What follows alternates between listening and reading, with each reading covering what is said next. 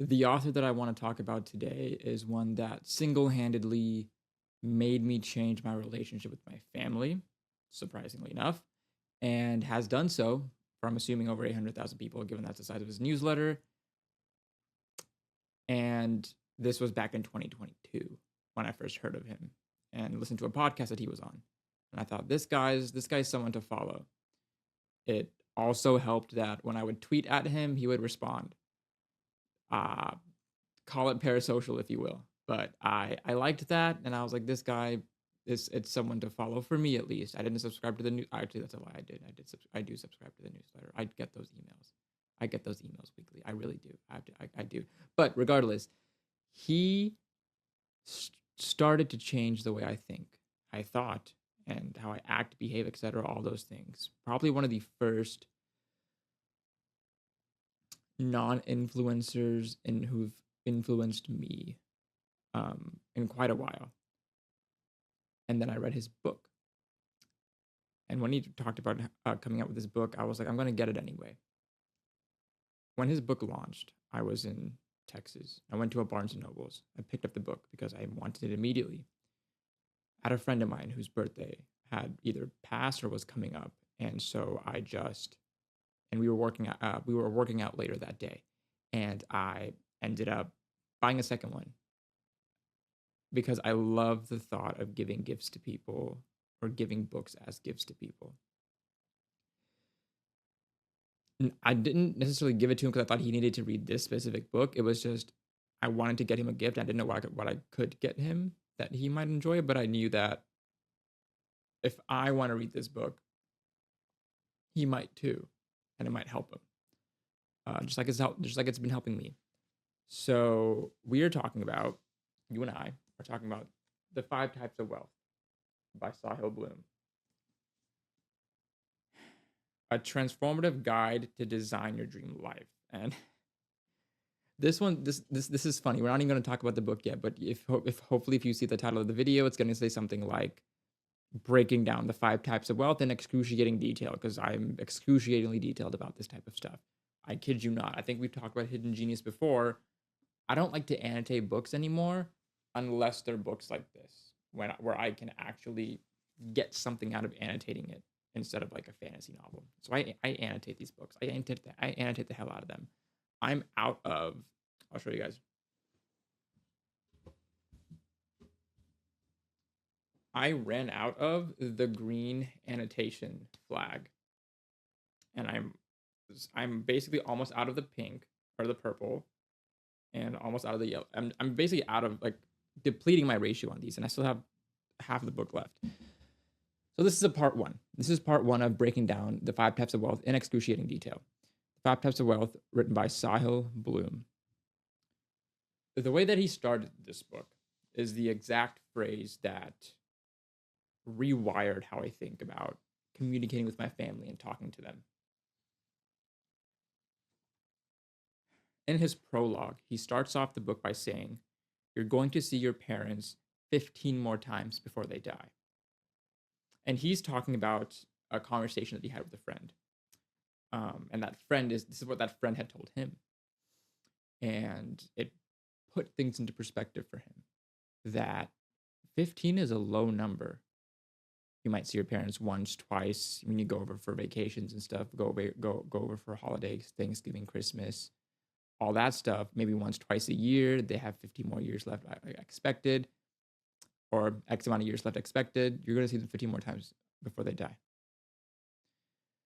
So to someone like me who sees a lot of things in numbers, in analytics, in cold facts, I heard that and it freaked me out in a good way, because I thought, this is not how I go out. This is not what I want. This is not what anybody wants. And that's actually what caused me to start calling my parents more. Now, do I video call them as much? No, but when I do call them, it's a video call. It's rarely a phone call. It's like a video call to them. Do I call them every day? No. But I do try and call them more often than I used to, and have been for the past few years. Specifically, and I'm attributing this specifically to this quote. But that's how the prologue starts. The prologue starts with that quote, and I don't know what what that does for you, but it impacted me. And moving on through the prologue, there were a couple of other sections that I also quite enjoyed. There are a couple of quotes or phrases that he said that I highlighted that I wanted to share with you guys. Once again, we are going through this book in excruciating detail. So this is basically me talking to you about all the points that I flagged, and let's just talk about them. There's a line in here on page 6 that says, "Money will lead directly to happiness." That is a foundational assumption that a lot of us have. Another one, if I put in my time, I'd eventually reach that stress-free future filled with money and happiness. And this leads into the next thing, and then I'll start talking about my own thoughts on it. It leads into the arrival fallacy. And the arrival fallacy is the false assumption that reaching some achievement or goal will create durable feelings of satisfaction, contentment, or satisfaction and contentment in our lives. There's this image that had been going around in the past like month, 2 months that I saw. And if I can find it, I'll put it on the screen for you guys. But it's basically an image of 3 panels, and it says, when you're young, when you're an adult, and when you're old. It's basically 3 panels of, I think, 3 like women or 3 men throughout their ages. Under each panel, there are the words time, energy, money. And basically, it explains the fact that when you're young, you have a lot of energy and a lot of time, but you have no money. When you are in your adult phase, you have money, not that much time, and maybe some energy, but not that much energy, depending on if you're working all the time or you're raising a family, etc. And when you're old, you have all the time in the world if you're not working. You hopefully have money, and you have no energy to do and no idea what to do with it. No energy to do anything with. And when I saw that chart, that it really did hit me that, when people say, let your kids be kids, they won't get this time back, let them have fun, because when they're adults, things get put into a perspective. That's true. That's very true. I go back to thinking like, man, there are parts of my childhood that I wish went differently. I wouldn't change it for anything, because I love where I am now, as difficult as it is. I love where I am and who I've become to an extent. Got to put that disclaimer in there, to an extent. Still working on myself, as we all are. But I wish I'd used that time better. Not to say that how a kid uses its time has to be the most efficient, the most pragmatic, the most like, best way to groom them young, make them learn about money, business, power, all these things. No, let them have fun. Let them go play video games. Let them go get scraped up, rub some dirt on it. Let them go play sports, hang out with friends, etc. But also try and teach them things in that time that may help them into their adult years. There's another quote that I've heard lately, and it goes something like, in our adult years, we try to spend a lot of time learning new things, when really we need to be unlearning things that we've already learned back in our childhood and adolescent days. That's paraphrasing. The way the person put it was much better, and I don't think I bookmarked that tweet. But I think about that one a lot, because right now I'm unlearning so many things that had been ingrained in me as a kid, as an adolescent.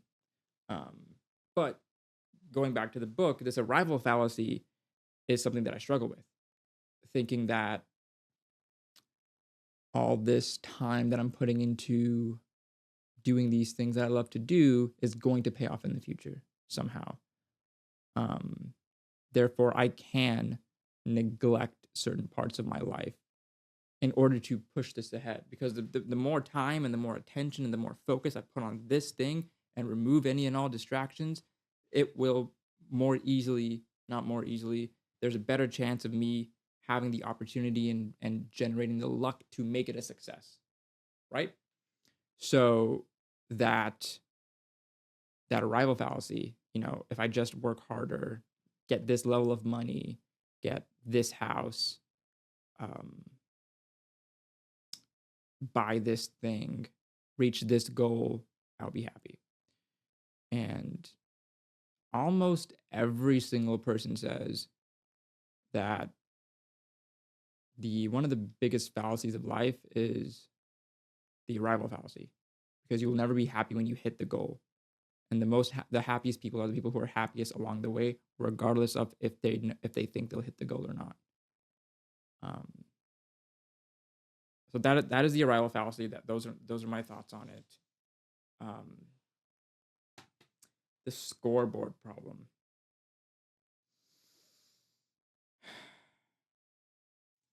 The scoreboard is weird. The scoreboard is used in a lot of things, right? The thing that Sahil Bloom says here is, um, but reading I found can only take you so far. To understand something deeply human, you need to immerse yourself in the human experience. I read this and found this when I was super, super still trying to figure out how can I push out more content? Why is my content not feeling organic? Why does it feel so fabricated? I'm literally trying to fabricate it. Just so you guys know, why does it feel so fake? Why do I feel so fake? Why don't these videos feel fun to make? And it's like, because all you're doing is this and not really living. Like, yeah, you're reading books, but are you really going out? Like, the most enjoyable videos that I make, whether they're long form or short form, are the ones that I'm like, oh, I'm going on a walk, listening to a podcast, took some notes down. I want to share those notes that I listened to on my podcast on the walk. I'm going on a walk. I sit down at the public library near me or in a park and I'm reading. I take a little like vlog of like 15 minutes of like that experience and put that up. That's fun. That's a genuine human experience. As opposed to me sitting in front of this bookshelf on this camera and talking to you like this. Sometimes it feels less fabricated. Right now, to be completely honest, I feel great right now. I'm actually super engaged in talking about this with you guys, which is I've been wanting to do this for a while. I would have done the entire book, but I thought it might be nicer to spread it out into two for you guys and for me. So, but anyways, getting back to it. Yes, I got very disenfranchised is that the word for it?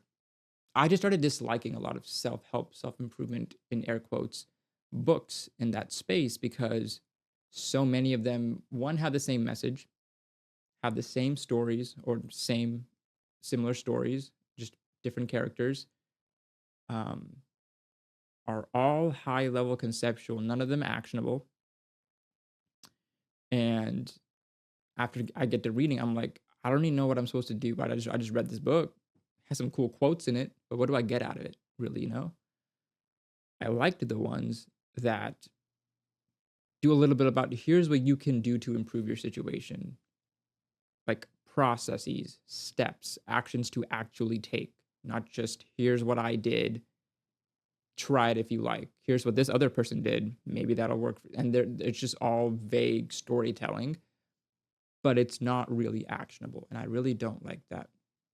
But that's why I like this one. And you'll see why when we get to those sections.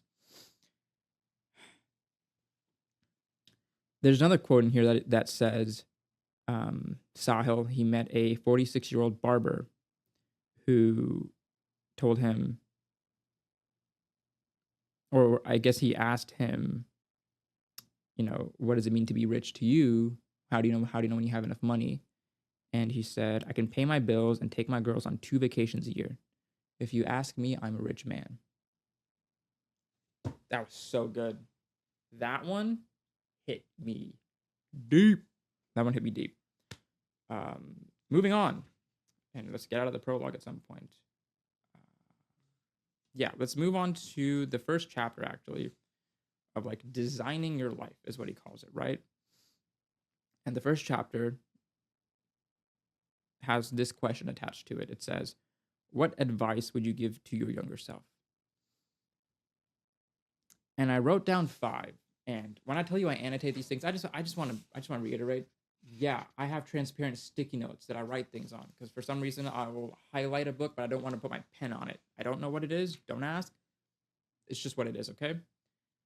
So the 5 pieces of advice that I thought about giving to my younger self were try many different things, don't be afraid to fail, keep making friends, don't be afraid of your own voice. If you think it's cool, do it. Because these are all things that I had to relearn as an adult anyway. So might as well learn them as a kid, not have to not have to spend the time relearning it. Try many different things. This is what I was doing in 2022 and 2023 when I was trying, like, I don't know what I want to do with life, and I'm just gonna figure it out. Ali Abdal's advice there. Don't be afraid to fail.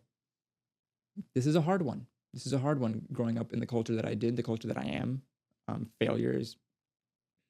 Failure comes in many different forms, right? Um, but when you make enough mistakes, get the reprimands, get the scolding, get the discipline, you see every little misstep as a failure because you're not performing at an optimal output. That's how it is framed to me in my head.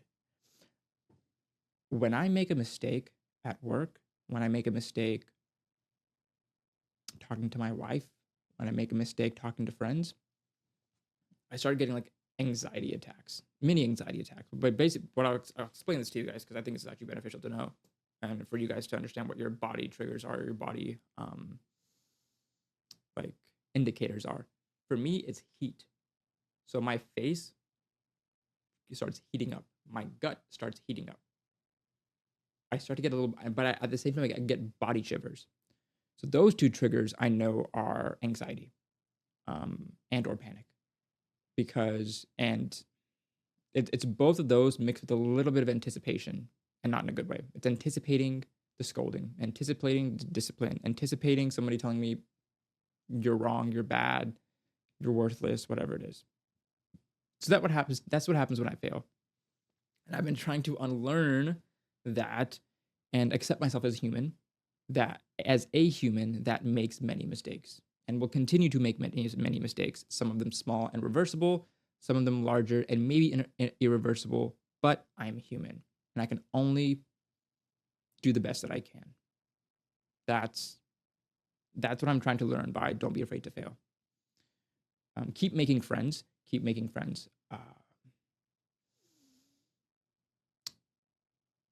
I was socially awkward as a child. I was aggressively socially awkward as a child. I was very shy as well.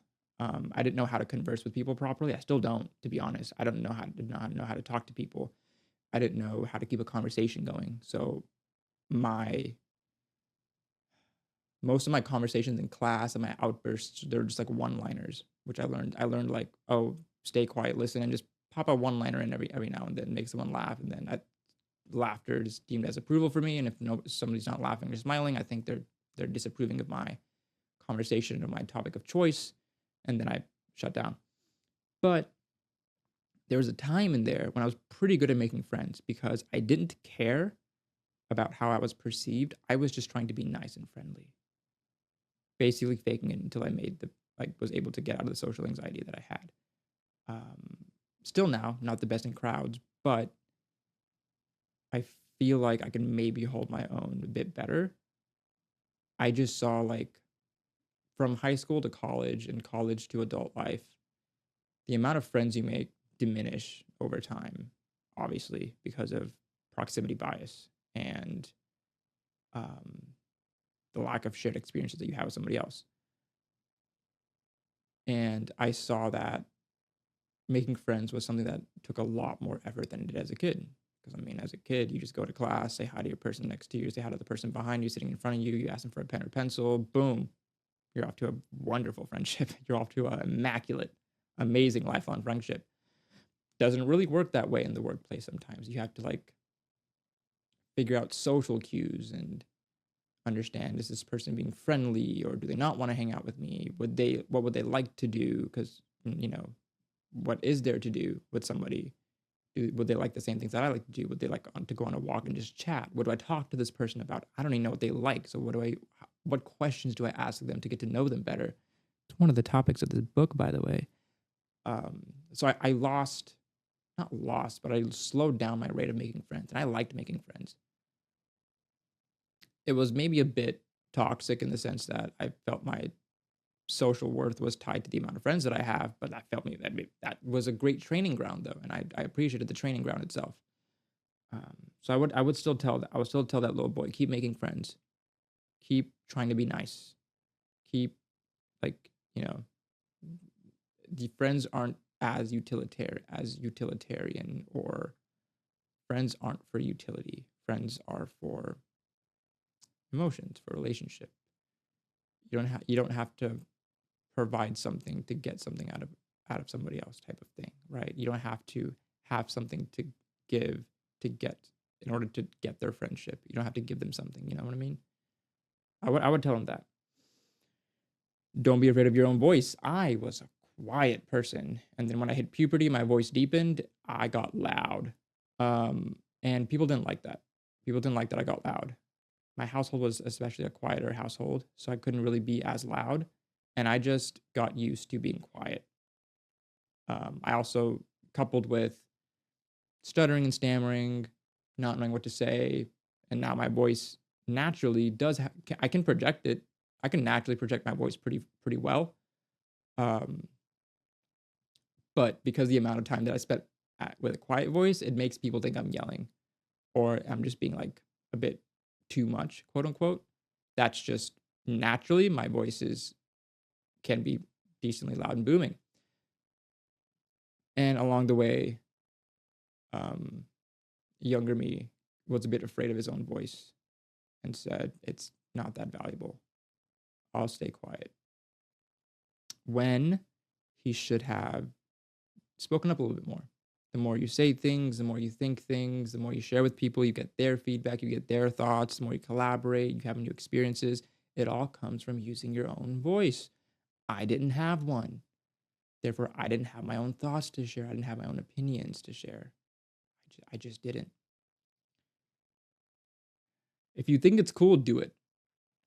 This is one of my life mantras. This is why I do the things I do now. If I think it's cool, I want to do it. That's really it. I thought it was cool to start a YouTube channel. I did that. I thought it was cool to start a podcast. I did that. I thought it was cool to start a clothing brand based on books that I liked. I thought it was cool. And I just want to remind myself to keep doing cool things. And if I think it's cool, keep doing it.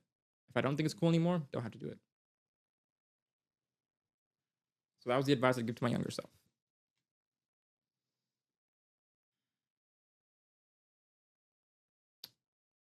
I'll share a couple of these. This one's nice.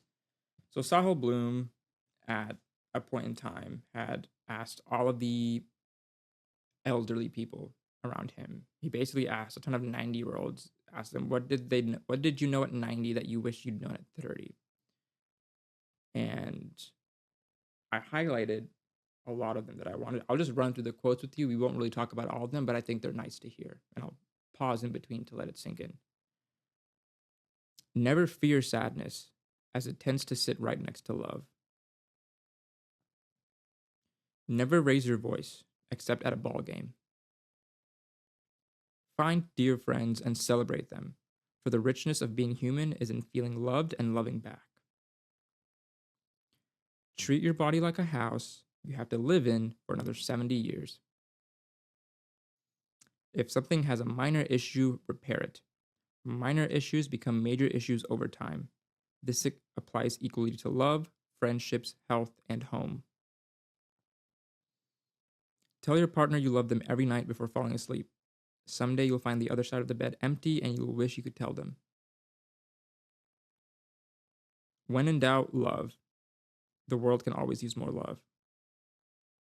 And at the end of this entire section, he wrote, no one mentioned money. Because every single time you get something, you realize how fleeting it is. Money is quite literally simply a transactional tool.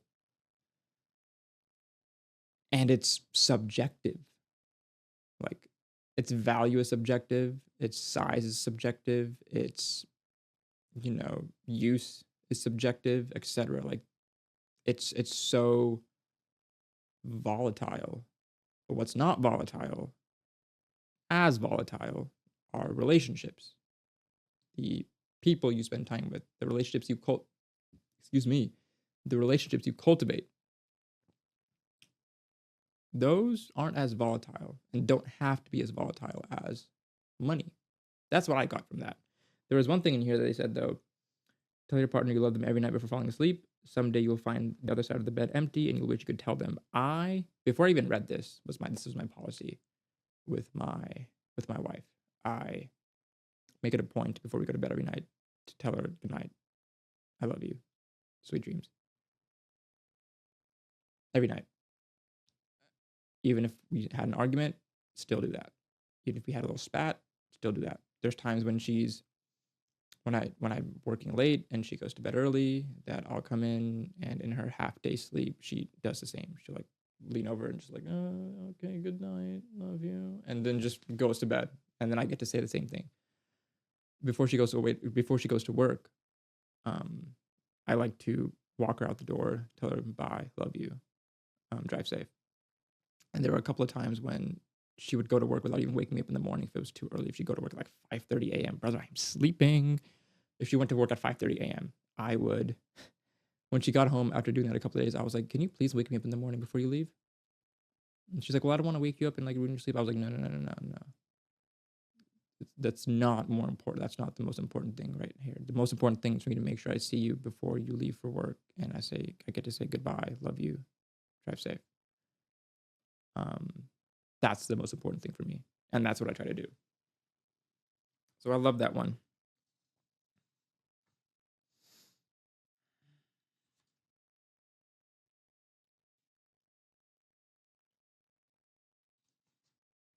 All right, let's get into chapter 2, which he talks about an overview of the 5 types of wealth.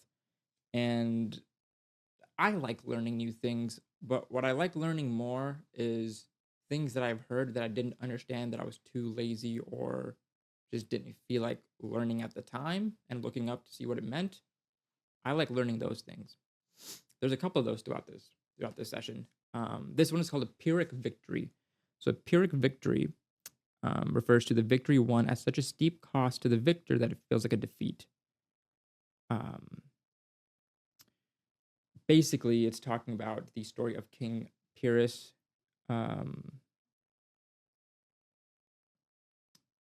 from Italy, and when he was going to war with the Roman Republic. And what happened was King Pyrrhic pushed his soldiers and pushed his army and pushed his military to keep winning the next battle, the next battle, the next battle, instead of saying this battle is enough, we need to go back, recover, get back to our society. He kept pushing and pushing for the next battle, the next win. By the time he won the last battle he wanted to win, or he could win, he was basically out of an army. He was out of soldiers. Like they were so beat up that the victory that he had felt like a loss, because like, what is he coming back to? Who is he bringing back home with him? Right? And he won the battles, and um at the last successful battle, he went back home and he couldn't fight again. He and his army couldn't fight again. Apparently, 5 years later, he died in obscurity. But that's what a Pyrrhic victory means: is basically to go so far, to keep thinking like the next win, the next win, the next win, but each successive win gets you further and further to the loss, actually, to losing. So that was cool. I liked that. I liked his explanation of it. Maybe mine is not the best. And then moving on to chapter 3. This one was fun. This one was the wealth score. So basically, he had taken the 5 types of wealth, which I will now share with you. The 5 types of wealth are time wealth, social wealth, mental wealth, financial wealth, and physical wealth. So those are his 5 types of wealth that every person generally has in their life, always has in their life. And in those 5 types of wealth, he has 5 different phrases, concepts, for which you would evaluate yourself on a scale of 0 to 4, and depending on your score, out of 100, what's your wealth score? That is basically it. I'll show you the thing. It's probably easier to look at than it is for me to tell you about it. But essentially, and I will tell you my scores in a minute, each section has 5 phrases. Score yourself next to it. And there's 5 phrases for 5 sections. But the highest score you can get on any section is 20 points. 20 times 5, 100. Quick maths. So I will tell you my scores. So out of 20 on time wealth, I got a 9. Out of 20 on social wealth, I got a 13. Out of 20 on mental wealth, I got a 15. Out of 20 on physical wealth, I got 12. And out of 20 on financial wealth, I got 18.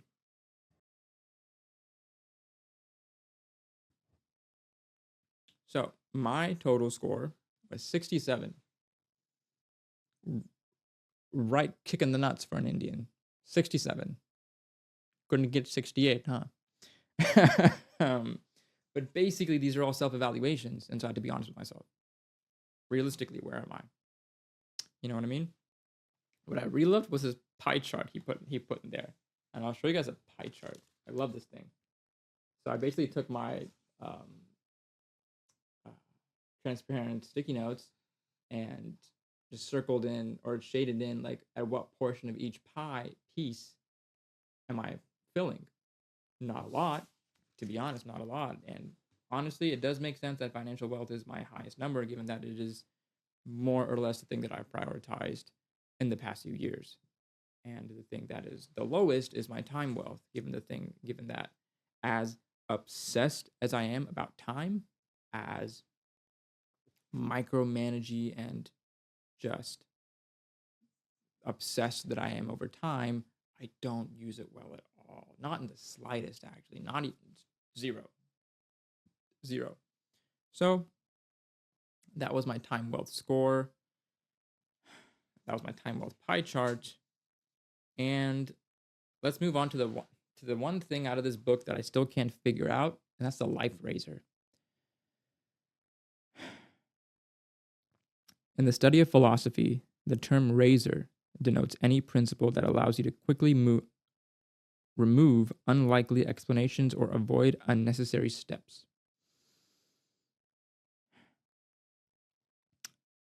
So Sahil Bloom talks about having a life razor. It's basically the razor that you evaluate every thought and behavior, not every, but a lot of thoughts and behaviors towards. The examples make it make sense a bit more.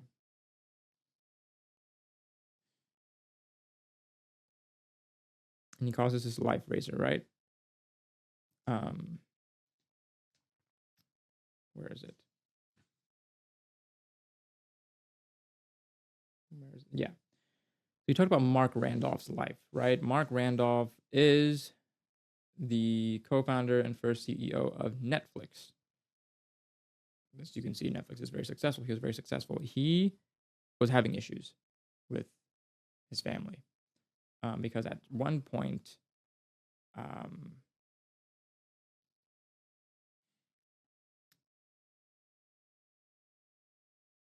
he realized that work wasn't everything. He has a wife and a relationship that he cares about. And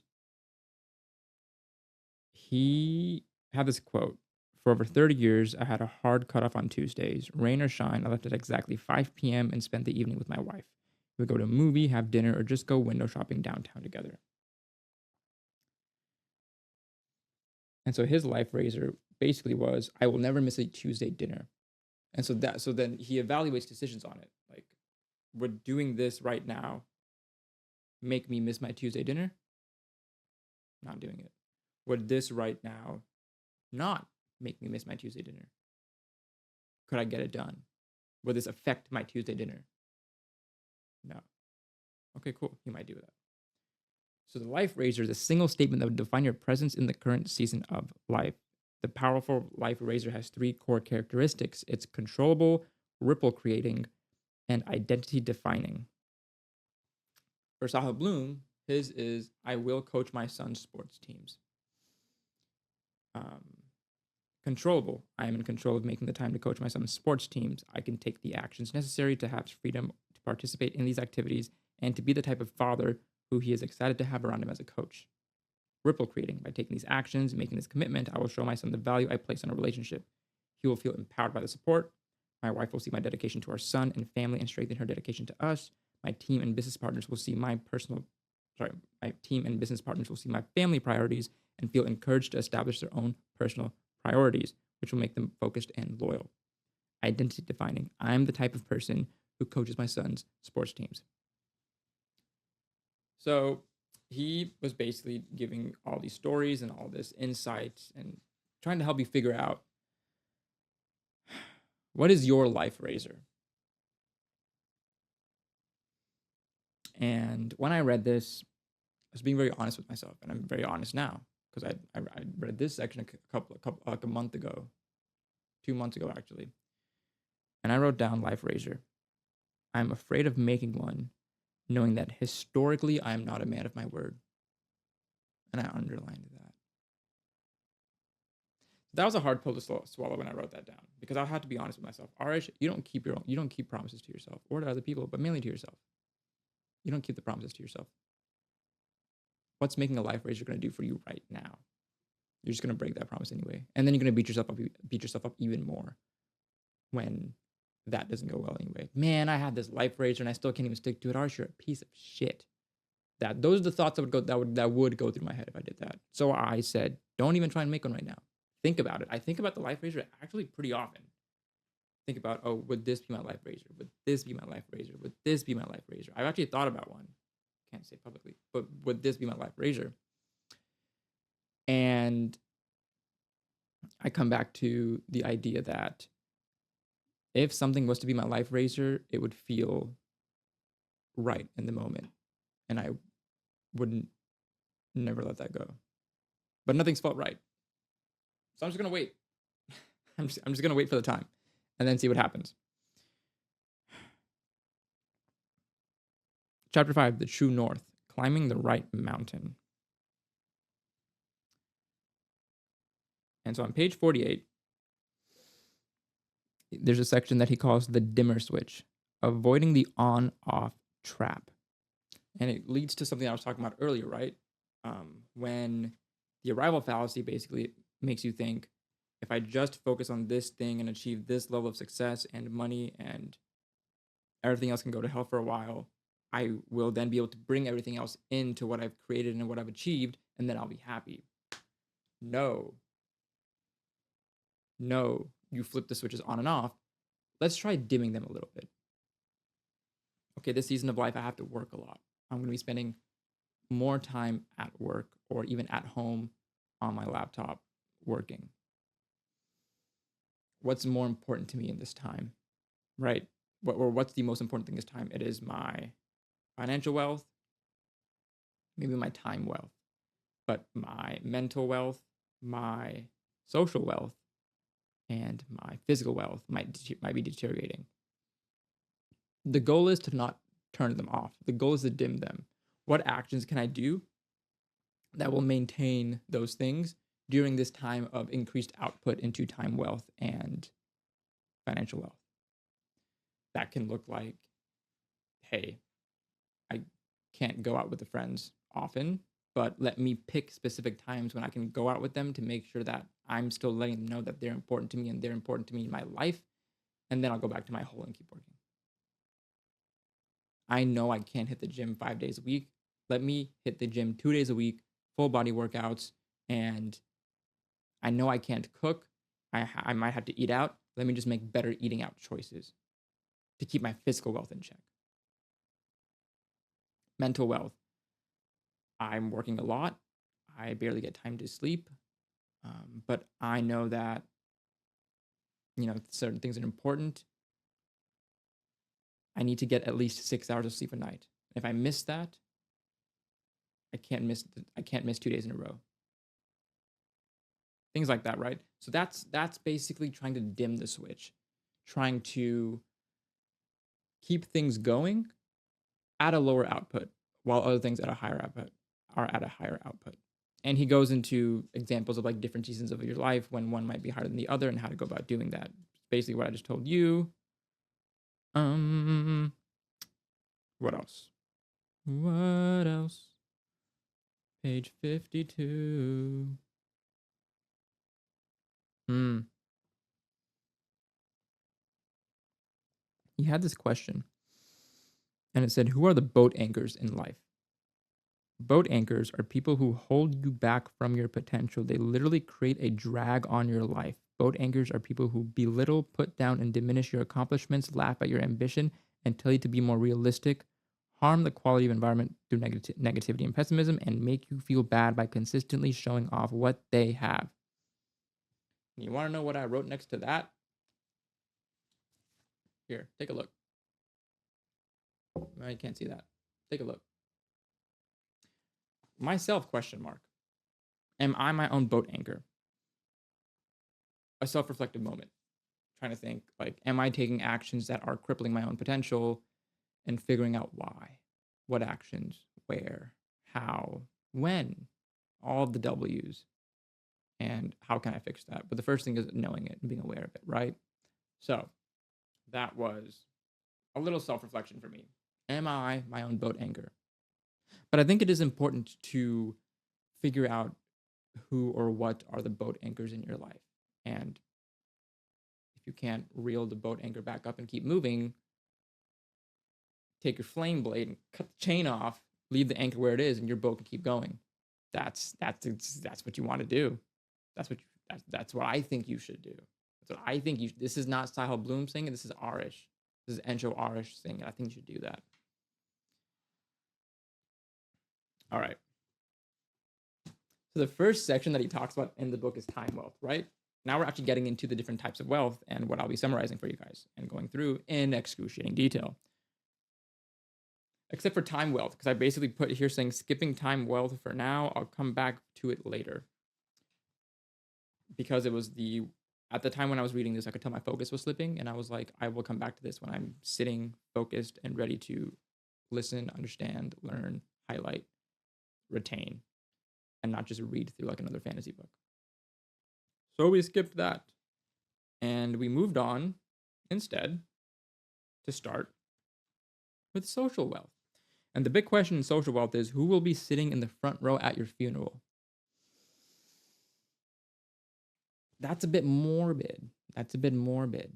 But it's the exact same question as what do you want to be written on your tombstone when you die? You know, thinking about that question of like, who would be there when I pass away? Because it's not about who you invite, it's about who other people say, whoever's throwing the funeral, like you're throwing a party, but whoever's administrating the funeral, who are they going to tell and invite? And then who is actually going to show up? It might be people you never thought would show up. And it might not be people who you thought, there's no way they're not at my funeral. We're so tight. All these things play on the mind. They really do. All these things do play on the mind. There are 3 foundations of social wealth: depth, breadth, and earned status. So, on chapter 12, Sahil Bloom was talking about American anthropologist Margaret Mead, and she was once asked what she considered to be the first sign of civilized human society.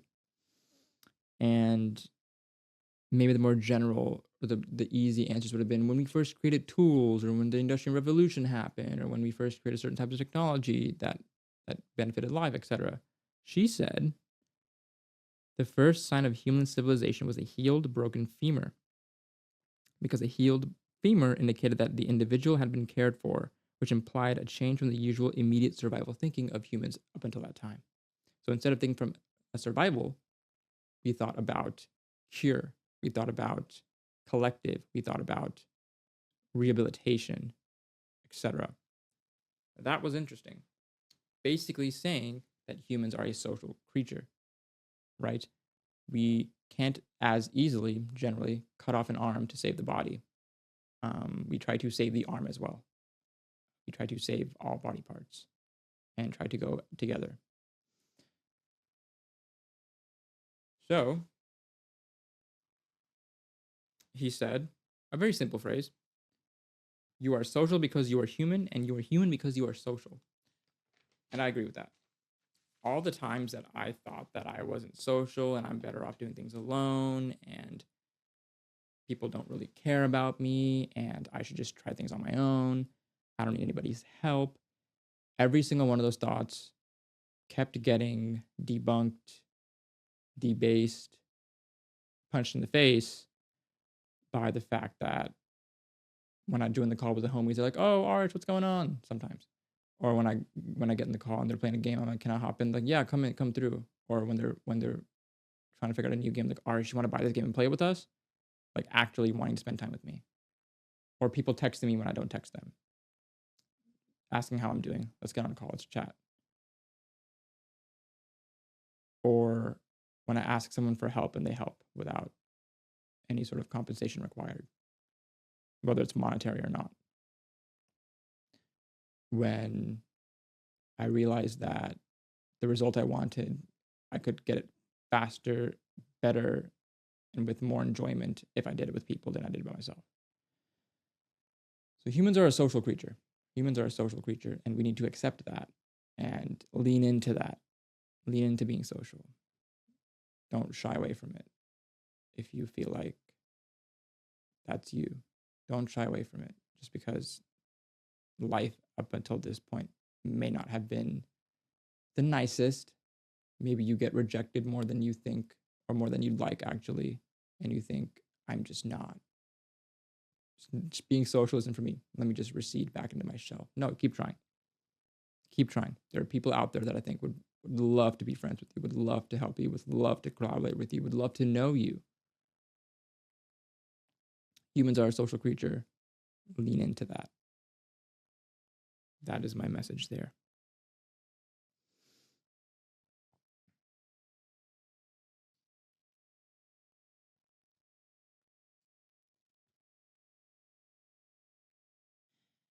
There's a lot of talk about men's loneliness or the loneliness epidemic is maybe what they call it. Saying that men are lonelier than women.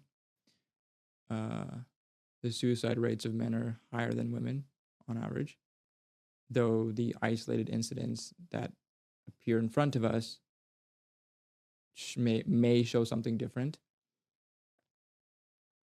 And men are going to other men to figure out, how can I be less lonely? Why do I feel so lonely? I saw this video one day. It was just a random video on TikTok that somebody reposted to Twitter. And they said, it was a woman speaking, and she said, women, understand how your man thinks. Men like quests. Go tell him, instead of like expecting him to go clean your car for you, tell him, can you clean my car for me? I would really appreciate it. He'll do it. He'll do it spotless because you gave him a quest, and you might potentially be there afterwards with the reward of cold watermelon juice and or orange juice and some food. Men like purpose. That's what's driven man for our entire lifetimes, centuries. We like purpose, quests, missions, things to do. Men are doers. Most men need to do something in order to feel valid, to feel valued. They need to be utilized. They look for utility everywhere.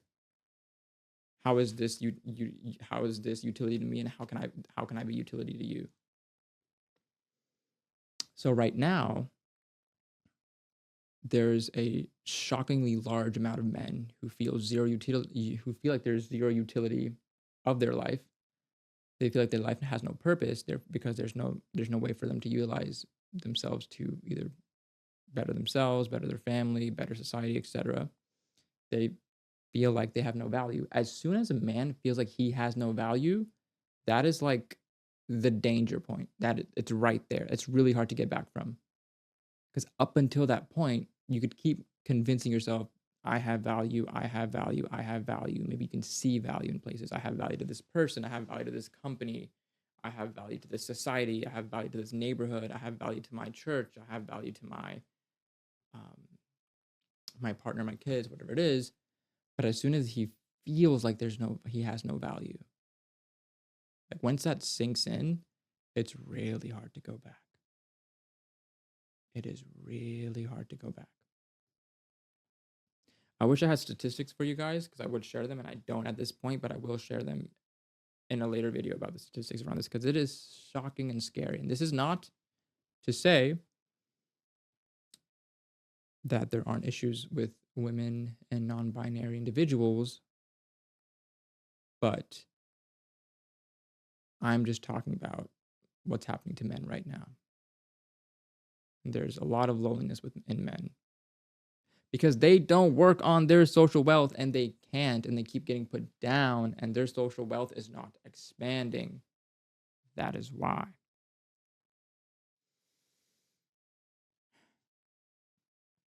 And this social wealth thing goes back to what I was talking about before earlier in the video at the beginning, where I was talking about how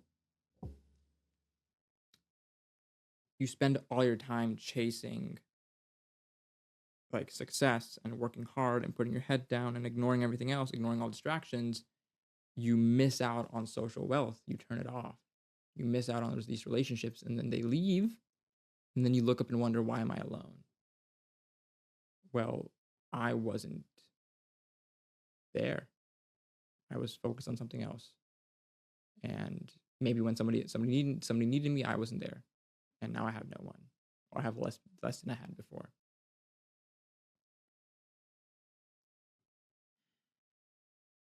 Thinking that if I work really hard right now, this will allow me to have more time in the future to spend it with the people that I want to spend it with.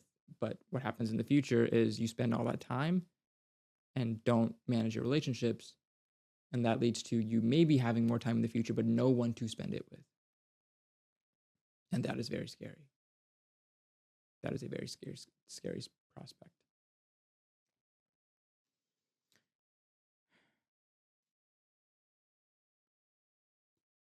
There was a chapter about parents and parenting that I'm not going to get into, because while it did make me think a lot of things about parenting, which I have been thinking about a lot, and I've been talking about it more, not being a parent, but thinking about being a parent and thinking about myself as a parent, I wonder about a lot of things, And so these sections on parenting were really good for me. I just haven't worked through everything yet. I haven't ruminated enough to be able to share with you guys a bit more clearly about what I'm thinking about these topics. And so I will skip them, and I will move on to the 3 pillars of social wealth, which are depth, breadth, and earned status. So depth. Depth is the connection to a small inner circle of people with deep, meaningful, durable bonds. And he said, depth is built through 3 primary actions, behaviors, and attitudes: honesty, support, and shared experiences. And I wrote a sticky note down. Of course, I'm going to show this to you guys. I wrote a sticky note right here. And it says, because this was a moment of raw self-reflection, do my friends feel like they can lean on me for support? Because I am not the most communicative all the time. I'm not the most natural texter, talker, etc. I don't always reach out first. I do try to reach out as much as I can and check in and see how everybody's doing, knowing that we're all busy. And I try to respect myself and the fact that you are busy right now. Your friend will understand if you haven't reached out, but reach out when you can. And I try to give other people the same type of grace as I'm trying to give myself. But I always wonder, like, do my friends think they can lean on me for support?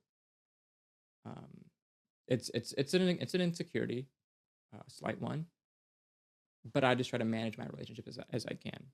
And I've tried to cultivate this deep set of relationships that I know that I can count on.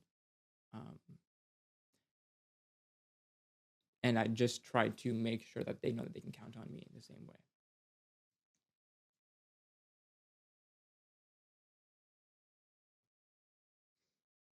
Oh, I almost glossed over this section because I didn't write it down when I was writing out which ones I wanted to talk about.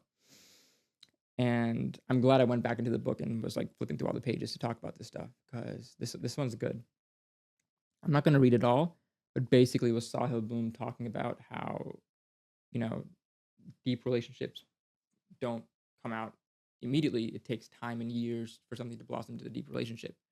His example was him and his sister, where he had an older sister by 3 years, and growing up, he just felt this sense of competition with her, where the competition drove a rift in between him and his sister for quite a while until she had a kid and he had a kid, and suddenly they they realized they had so much in common, so much to talk about, raising kids, being a parent, so many things to share. Maybe maybe they would talk about things their parents did, the things that they want to do as a parent, etc. Um, and he said, suddenly that thin veil of competition that had clouded our relationship was torn away, and what remained was an understanding, a recognition that for the first time, we were in the same phase of life, on the same journey, in the same mud. And I had a similar, not like a similar thing with my sister, but I remember like when my sister and I got really close. And it was actually when she went to college, not even when I left. And so growing up, like the way we did, she was 2 years my senior. And so when I was a freshman, she was a junior in high school. Those were really the only times that we ever spent like in the same education, like building together. And I can, I'll be honest, I was a bit more rebellious than her in many cases. And so I was always afraid that like, oh, I don't want to do anything that my sister's gonna like go back and tell my parents on. And there were a couple of times when had said things in the hallway that apparently my sister was around, or people had heard and told her somehow. And she was like, "Don't say these things. These things aren't good. These things aren't right, etc." She would like talk to me about it. Um, but I just thought I was more of a nuisance to my sister than anything else. To be honest, that's just what I thought. Up until she left for university, and I was still at high school. And within the first semester at university, she, which I think this happens to a lot of people, realized how valuable, like how much she values her family. Like she would call mom and dad every day, tell them everywhere she's going. I think the first time she came home from uni, like she would not stop clinging to me and hugging me and like being all like sister sister. And I was like, what the fuck happened? And she was like, when I was away, I realized how much I missed everybody, how much I loved everybody. Um, and since then, you know, she opened up to me about things. I opened up to her about things. I I make the claim to people that as much as my parents raised me, I feel like my sister raised me even more. Um, and there's there's a really special bond between us now, but that wasn't always there. And it's not like it happened right then and there when she realized how much she loved her family too. Like we worked on it together, and that's a very deep bond where it wasn't there before, and that's a family bond. And those type of bonds can be created with people who aren't your family too. Like there are people that aren't related to me by blood, but I would call them a mother, father, sister, brother. Um, just because some bonds just take time. And I think understanding that, and I do this myself, understanding that this is a relationship that I want to keep until I'm 80 years old. Therefore, this is a relationship that takes energy, takes time to cultivate and to like understand. Like it's going to take us time to understand each other, but I'm going to be here doing the work to understand you because I want you in my life. I tell people that when I was living alone a lot and I wasn't talking to a lot of people, and I got back into wanting to reach out to friends and check in with people. One of the first things I would tell them on a call is like I was going through a rough patch. I was writing down names of people that I wanted to talk to and reach out and talk to and like check in with, and your name was on the list immediately because I realized that I want you in my life long term. And so I want to work on this relationship. I want to check in more often. I want to chat more often. I don't want to be as aloof or as, unresponsive, etc. Telling them I'm working on this without the expectation that they have to do the same level as me. They don't. I get that. But just setting the expectation that, not the expectation, just letting them know I want this. This is what I want out of this relationship. I want a long-term relationship with you as a friend. And having done that, I feel like I have deep relationships, and I have relationships with a lot of breadth, which is the second pillar.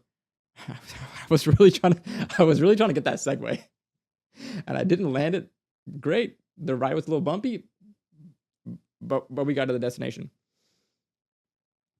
And breadth is the connection to a larger circle for support and belonging. That is the breadth of relationships. Some might not be as deep, but they might be. You might have a good amount of them.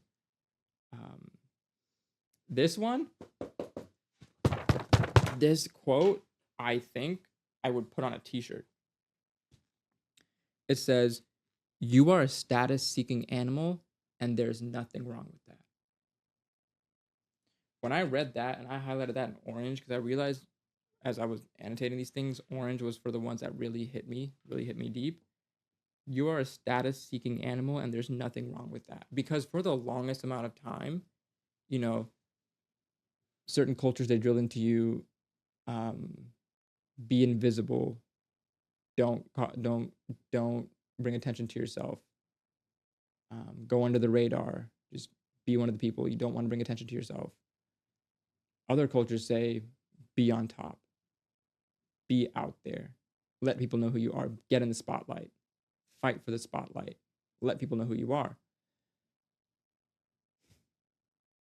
And I always battled with that idea of like, do I want to just go under the radar and not have anybody like why do I feel like I want people to know who I am? But I don't feel like that's like the right thing to do. I shouldn't be doing that. And it's because of this whole idea of like you you don't want fame, you don't want status, you don't want these XYZ things. You want to just be a good boy, do your job, make your money, have a good family, live life quietly. Don't bring attention to yourself. And I'm like, no, I don't want that. I want some sort of status in life. I don't know what that is, but I want some sort of status in life. And after reading this, I began to become more okay with my desire of that, because I understand that it's not from an unhealthy place of like, I just want clout, but it's just more so like, I don't know, it feels nice when people know who I am. From a kid who was super invisible to someone that a lot of people know. That sounds cool to me. And I would tell my younger self, if it's cool, do it. If you think it's cool, do it. And that sounds cool to me. Status sounds cool to me. And so I want a little bit of status. And I'll be upfront and honest with that, with you and myself.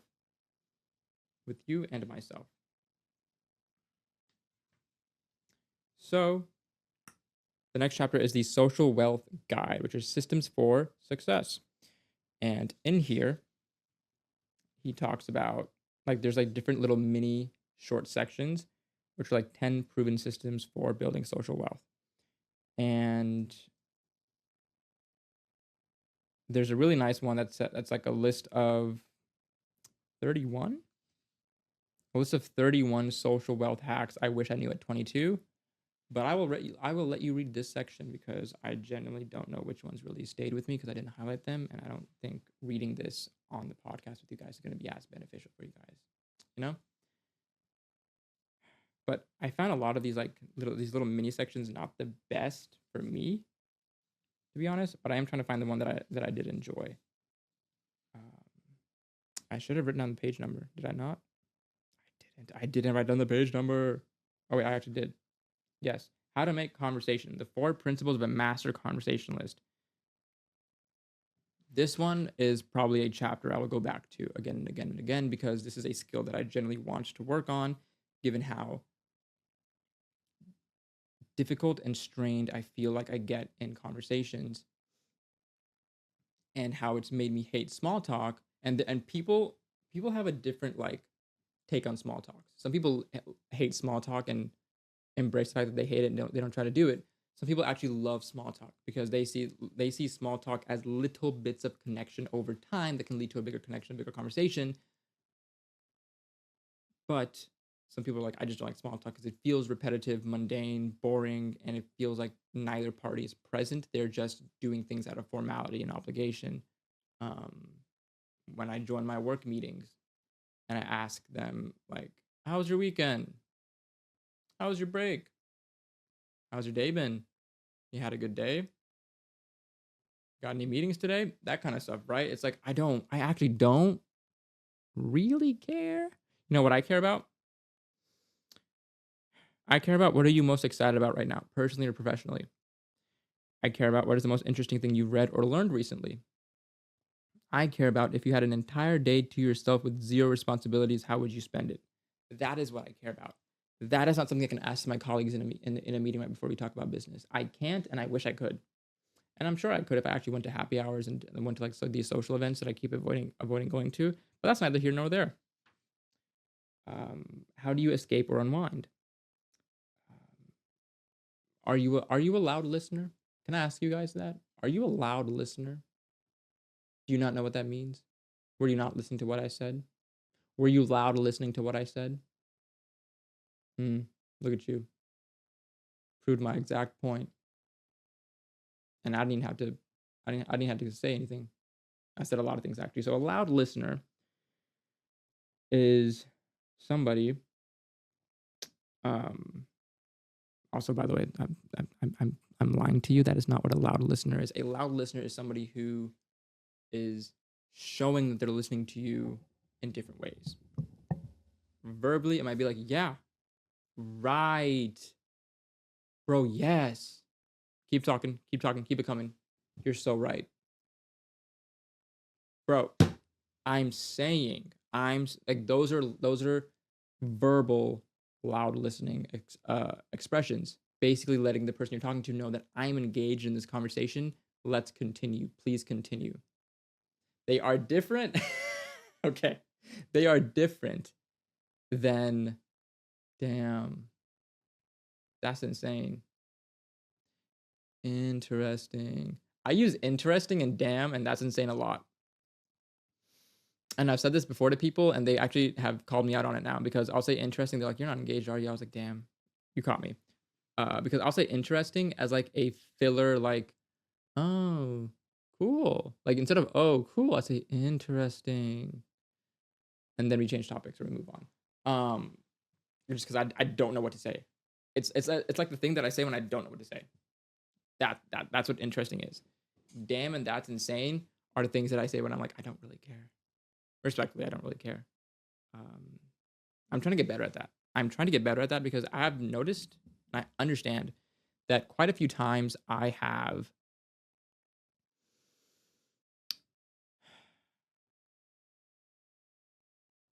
wish I was more interested in certain topics that most people are. I'm just not. When people talk about their days or their work, or when someone asks me, "How's your day been?" or "How was work today?" How's work?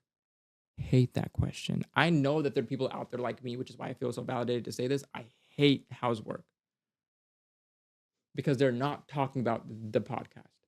They're not talking about the booktube. They're not talking about the book talks. They're not talking about the videos and the video editing. They're not talking about the clothing. They're talking about when I sit at my desk for 8 hours staring at screens all day. How is that going to go? What do you want me to say there? Oh, it was great. I I reviewed 3 tax returns today, found 17 mistakes, sent them down nice and well, had 4 meetings. They're okay. That's that. It was great. It was a great day. Great day. Feel really, really, really, really recharged and successful today. Is that what you want to hear from me? It's not. It's really not. So I hate the question of how's work. I do it. I do it. I know I do it as well, and I'm trying not to actually. But it's a process. It's a process. And it's a learning process. It's a process that I have to get better at, and that we're trying to get better at together. But yeah, I hate that question. I hate that question so much. Another way to loudly listen is through facial expressions. Changing facial expressions and to react to the story being told. I'm bad at this because sometimes I'm tired and this is just my face. This is just a poker face. There's nothing changing. Sometimes I might hit you with the eyebrow. Look at this eyebrow right here real quick. I'll hit you with that. And that's about it.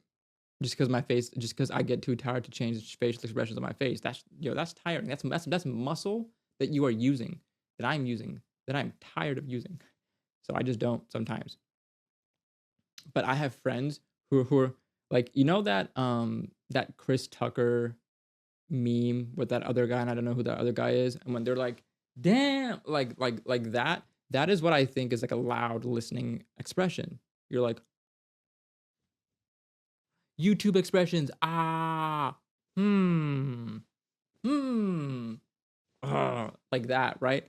Yeah, it's not me. But that can be a form of loud listening where you are showing somebody physically from your face that they're engaged in listening to you. And the last one is body language, which I have been trying to practice as well. And a lot of people talk about this, right? Where body language says a lot, whether when you're public speaking and speaking with your hands, and if your hands are up and if your hands are down. Like what does it tell you when I talk to you like this versus what does it tell you when I'm talking to you like this, right? Or like this. What is this telling you? How are we engaging here when I'm speaking through my hands and my body language? Or if you're talking to me and I'm have my arms crossed like this, but I'm leaning back, and then my head's back. Does this look like I'm engaged with what you're saying? It doesn't. You know what does look like I'm engaged with what you're saying? When I lean forward like this, I bunch up my eyebrows a little bit and I stare you in the eye. I'm like nodding along. Like I'm really listening. Keep going. I'm listening. Mm-hmm. I give you little mm-hmm. Things like that. That generally shows something that you're listening. Right? People say if you keep your arms open like this, it's more inviting as opposed to keeping them crossed and talking because it shows you're trying to be more open and less closed off. I haven't gotten there yet. That's also more of a public speaking thing, but even in conversation, it's valid. Men don't know what to do with our hands. We put them in the pockets. But there's actually nothing that I wanted to say there. I just wanted to put that out there. I have no I have no way to connect that with what we just talked about. I have zero ways to connect that with what we just talked about. So we're moving on. We are moving on to mental wealth. Mental wealth is the next section of this book, which I will get to in a second when I get to that page. There it is. Okay. Mental wealth. What would you tell your 10-year-old self, or not just I just butchered that question. What would your 10-year-old self say to you today? And I didn't actually write anything down for this one like I did for the other big questions because I honestly don't know what my 10-year-old self would say to me today if they saw all of me. And I think that's why I was afraid to write it down. If they saw certain parts of me, they'd be proud. They'd be like, oh, cool, you're doing all this stuff. That's cool. You play these video games. That's cool. You can buy your own things. That's cool. You have your own space. Oh, you like to work out. Oh, you're actually put on muscle. Wait, that's really cool. We never did as a kid. You actually got to put on muscle and got out of the 120-pound cage. That's cool. But then he might see other things and like, what are you doing? What's wrong with you? Did we not learn from all these things that happened? Why have you not learned that yet? Why have you not learned that lesson yet? What is going on? Oh, you're in therapy? Actually, no. If my 10-year-old self said anything to me about me going to therapy, I'd kick that little kid. I punt him across a football field. I would. I would. Don't come in my therapy. Um, but I think it's a valid question. As much as you want to give your 10-year-old self some advice, would your 10-year-old self be proud of who you are today? Or what would they think about who you are today?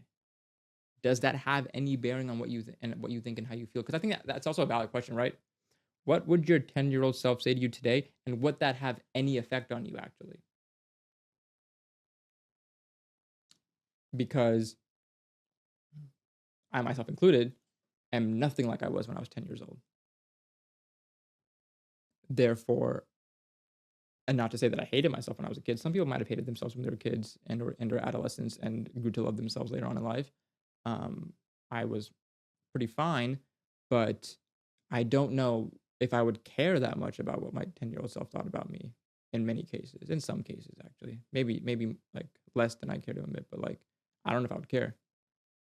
I'd be like, cool, you're 10. I have money. Therefore, you can't talk to me like that. I am you. You can't talk to me like that. That's what I would say. Let's talk about mental wealth. Curiosity is the foundation of youth. I said that wrong. Curiosity is the foundation of life and mental wealth. Um, so a lot of the mental wealth section talks about as people age.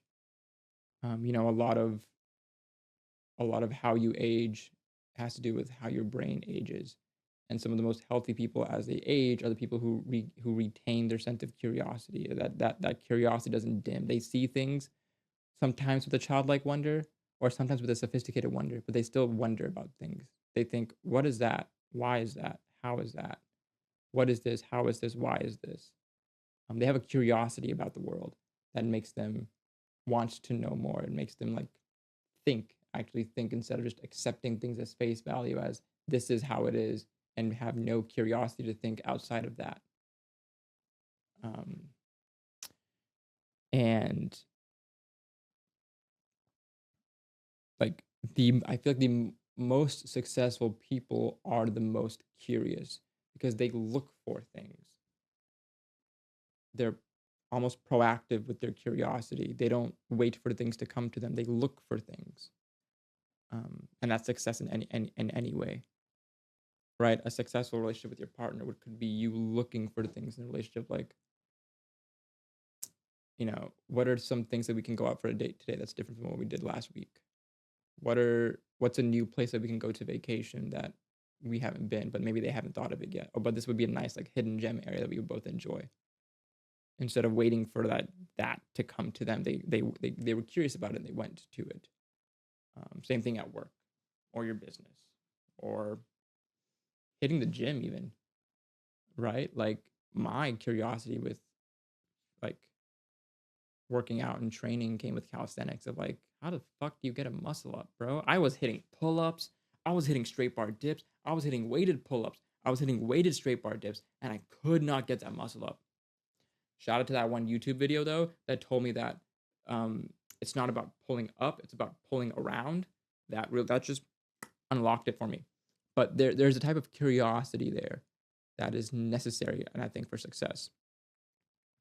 Recently, this is just a little fun little tidbit. I've been trying to post more on TikTok and everything, just to post these silly, dumb little videos to get me out of like the whole thing of like, I don't know what to post, I don't want to post, I don't think it's gonna work anyway, so why care about posting? Just post anyways. Um, I'll try and see certain trends or things that are happening and think, can I freak that in like a bookish trend way? And so there's this trend going on with the Strava running app. And so people can take the distance that they ran, which is like a little like line, and the Strava running app basically exports that like information for you. It'll export your distance, your time, your pace, and the little like the route that you ran as like a line.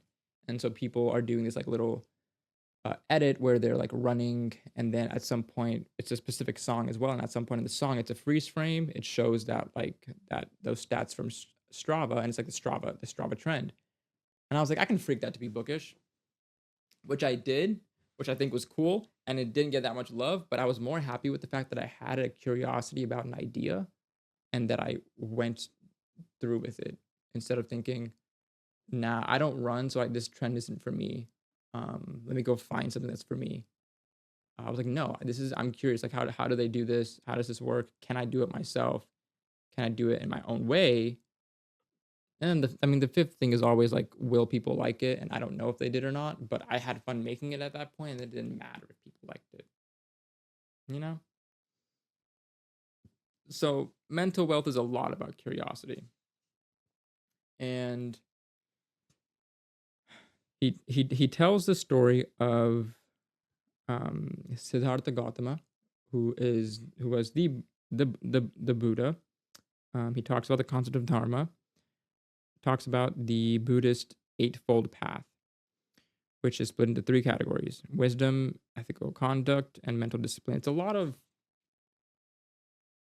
stuff about thinking and ruminating and being and observing and living, how to think, things like that. I'm not going to once again bore you with the details, but we did talk about ikigai. And if you have lived under a rock, I need you to get out of that rock because that rock has told you the wrong definition of ikigai. So apparently, the Japanese actual definition of ikigai is different than what the Western definition of it that was brought over was. And so the way the Japanese see ikigai, which is what Sahil Bloom tries to illustrate here, is visualizing uh, what is it?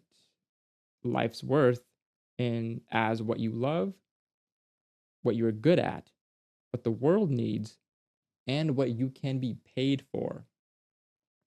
So he takes that and says, okay, if we disregard what you can be paid for, there's three big circles that go into ikigai, right? What you love, what you're good at, and what the world needs.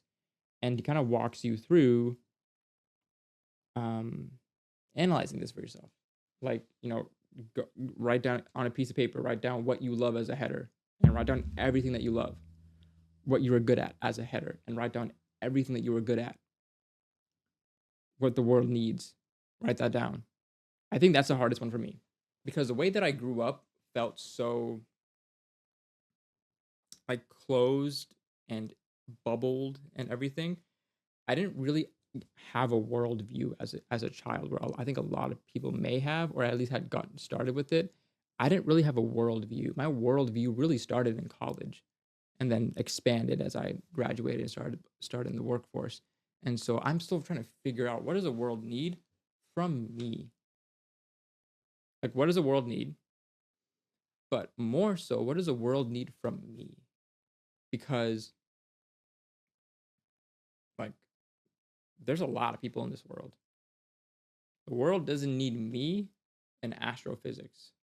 The world doesn't need me to go to the bottom of the ocean and figure out what weird, creepy creatures are down there with whatever lights and teeth and other things that they have. The world doesn't need me to figure out how to get into space. The world needs me to talk to you on a podcast. The world needs me to talk to you about books. And the world needs me to be a good human. And so, you know, how does that fit in with the rest of it? I don't know. But that is his conversation about ikigai. Moving on to the three pillars of mental wealth, which are purpose, growth, and space. Purpose was quite literally the reason and the inception of this space here, is me trying to figure out what is my purpose in life, because I'm very lost right now. I was lost when I made this, and I'm still very lost now. That's what the end goal is about, is figuring out what is our end goal, because some people genuinely think like, this thing is my end goal, and they find that early. That is lucky. That is very lucky and very fortunate. In the same way, other people are very lucky and fortunate to have a constantly moving goalpost. Therefore, their end goal is always moving somewhere. It could be somewhere different every single time, but that gives them multiple different little pieces of purpose in different seasons of their life, which I think are actually very fortuitous things.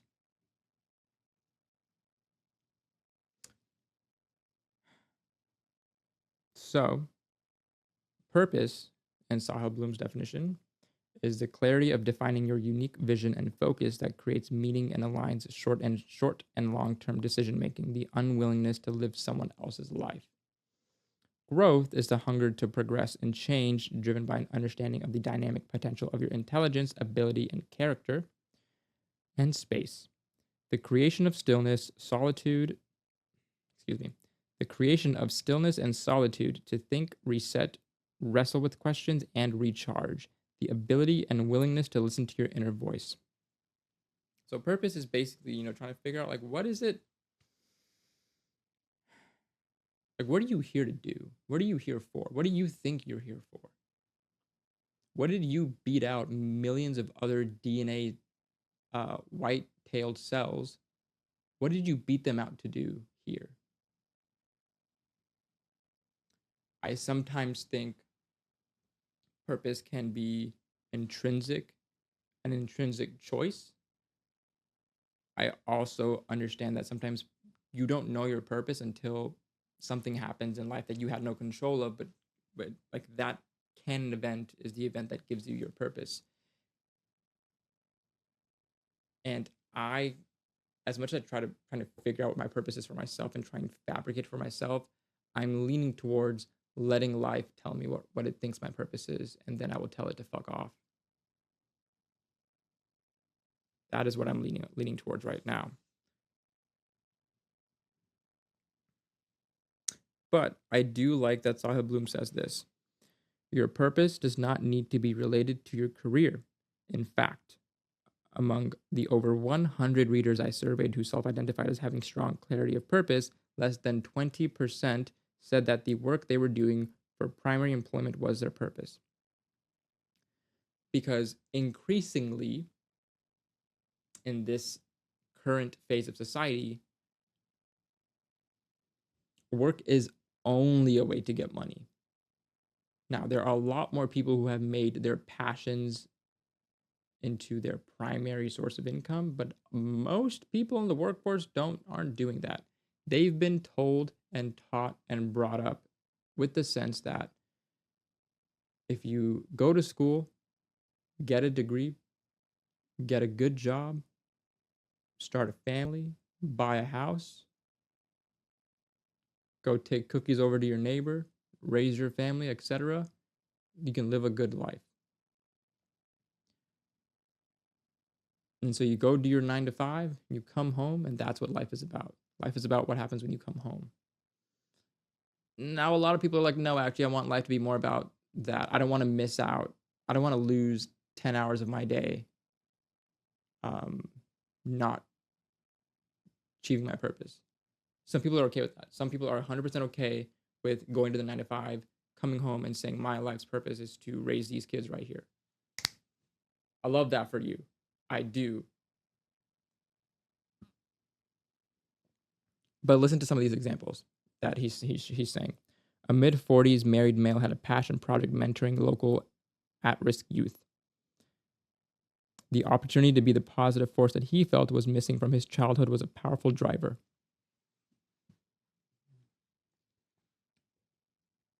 Let's read together. A mid-50s mother of 3 grown children said that her close involvement with her local church had breathed new life into her world since her children had left the house. An early 30s mother identified raising happy, loving children as a purpose of this season of her life. She had been a high-powered creative director in the prior season, but felt more intrinsic motivation around this new non-work purpose than she ever had for anything before. A late 20s single woman focused on climate and political activism. The chance to inspire youth to spark change was exhilarating. So the thing that makes you money does not have to be the thing that gives you purpose, but it can be the thing that helps you implement your purpose. I think that is what a lot of people are doing right now because they're uncomfortable with the uncertainty of simply following your purpose and passion and the instability that that can bring. Therefore, using the stability of the 9 to 5 workforce mixed with the, as long as it stays 9 to 5 and doesn't infringe on other parts of my life, I will use the money from that 9 to 5 to go live what I think is my purpose, whether it is creating content, whether it is, you know, using that money donated to your local church and taking part in church activities and being a director at your local religious community, whether it is taking part in PTA meetings and making sure that your kids are having a good, healthy, loving life at home, at school, giving all of your time to them, using that money on them can be your purpose in life. And I love that they talked about in this season of your life, because so many things are not set in stone, especially now. Um, I never want to be somebody who at 70 says, I wish I had done that, man. I really wish I had done that. But instead, I just kept my head down and just did this one thing, and that's it. I'm like actively like fighting that every single day to make sure that every single day I'm thinking,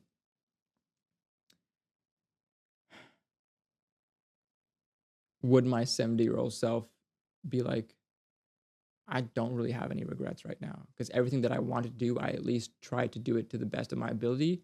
And if some things fell short, some things fell short, but I have no regrets because I tried. But that's just me though. Um, what is next? So we talked about growth in space, right? And growth is growth. Growth is basically finding ways to further progress yourself as a person, your physical prowess, maybe your mental prowess, maybe um, your relationship, etc. Just finding a way to progress and finding like systems that help you progress in life as opposed to staying where you are. The space thing is actually the thing that I love more. Um,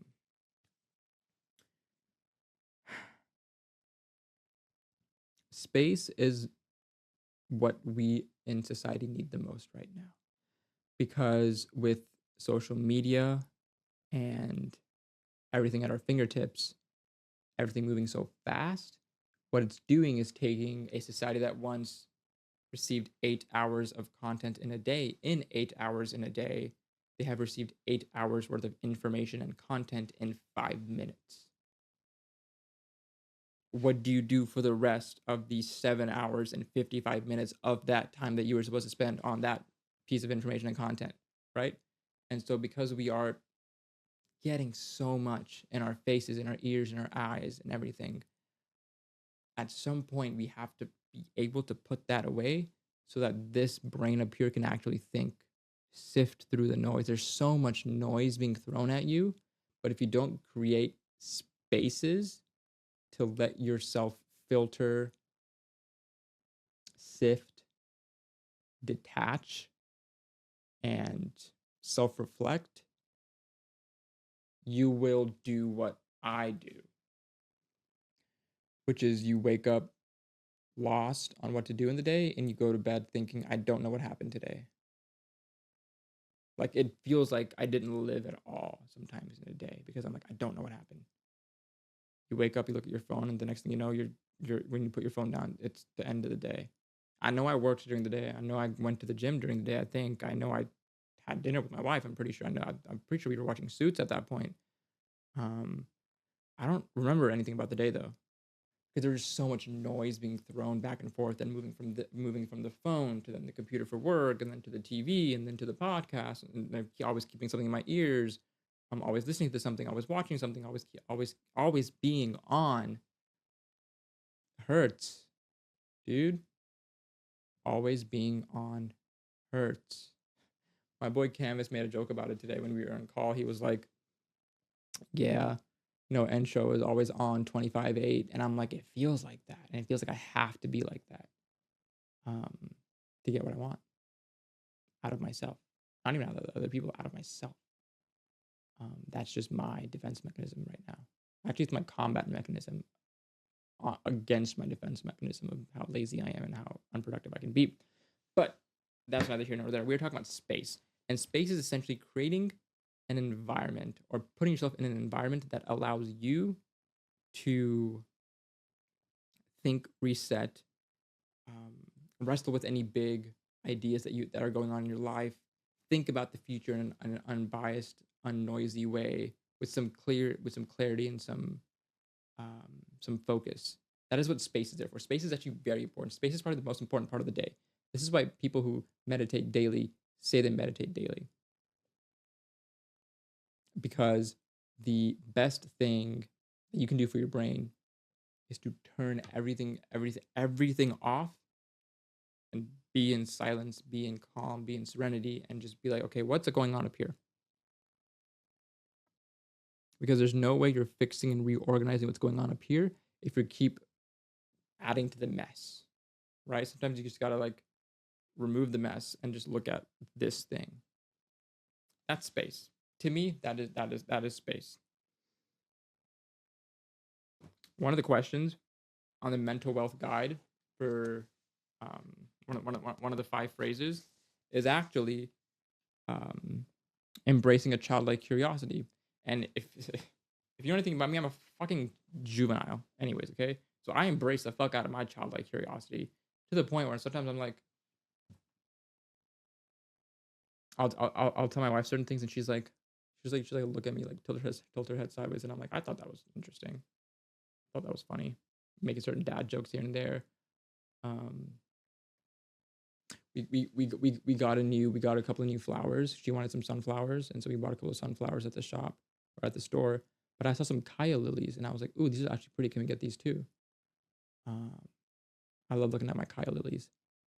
Um, Another thing that I like to do is I have like a trigger phrase for my curiosity that I say very often. Specifically, something that I have not looked into, but it's my question to myself that reminds me to be curious. And it is, um, how does an X-ray work? Because when I ask myself how does an X-ray work, it's basically me telling myself be a bit more curious. You're lacking a little bit. Look around. Be a bit more curious about things around you. Look into things. Like if you actually have questions, look into things to answer those questions. Don't just let it be. This is how it is. You know? If you have a question, actually think about it. Actually dive into it. Let yourself think about it. I still haven't looked up how an X-ray works, but it's there to remind me that like, be curious. Be more curious. Like, let yourself think about things. Let yourself ask questions. Bro. Okay, we're gonna have to talk about this, aren't we? Oh, we're gonna have to talk about this. Okay.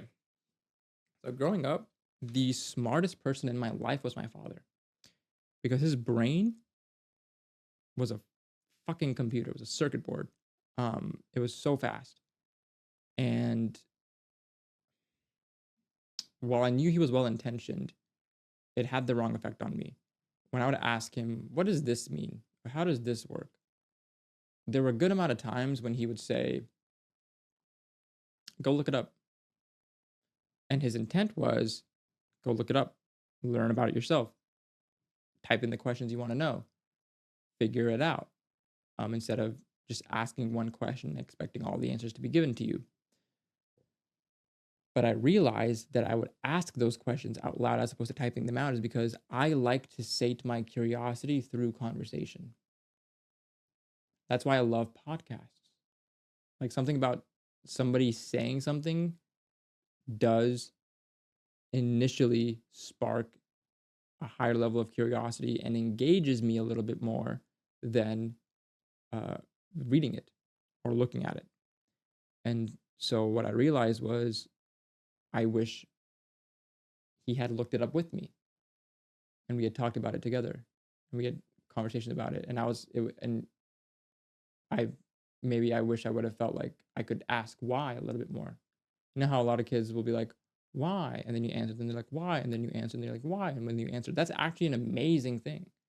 Like, it gets annoying, to be honest. Kids are annoying. But that's an amazing thing to feel like you can ask why.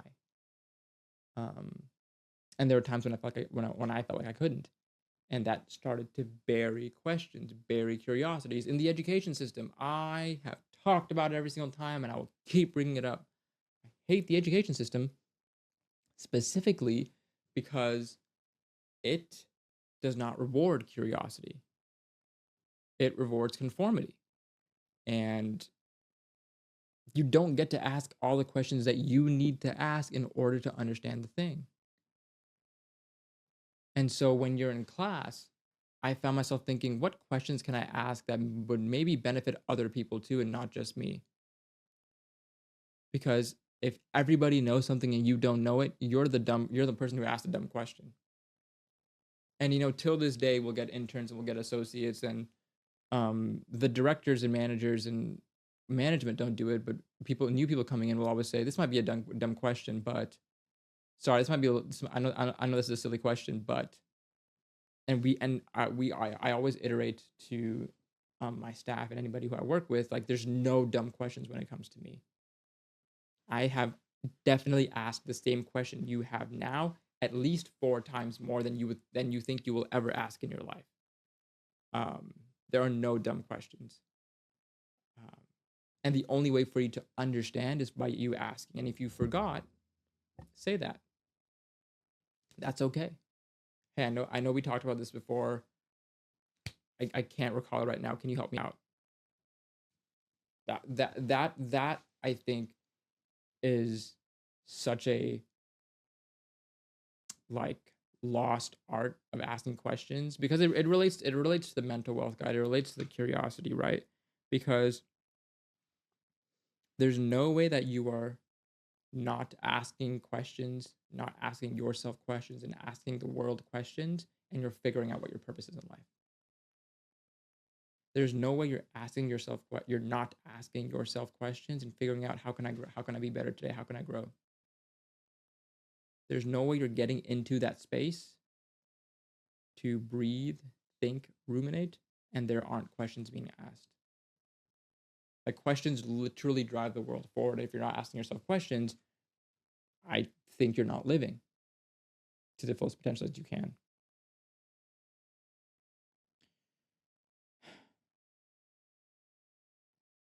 Okay, there's a couple of things that we're gonna get into for mental wealth. Okay, these are mental wealth hacks that Sahil Bloom wish he knew at 22. I wish I had read this book at 22. It would not have done anything to me. Every year I understand that, like, this is the year that this information will work for me, because when I had access to it, I would not have utilized it to the extent that I could have, and it would have just been buried in my knowledge at some point. But this is the year that I need it, and therefore this is the year that it's going to work. Mental wealth hacks I wish I knew at 22. Choose one creative project at a time and do it as well and as deeply as you possibly can. I fucking hate when everybody says this, because it feels like they're attacking me because I don't do that, and I physically am incapable of doing that. I'm physically incapable of doing that, because I don't know why. I do know why. It is a fear of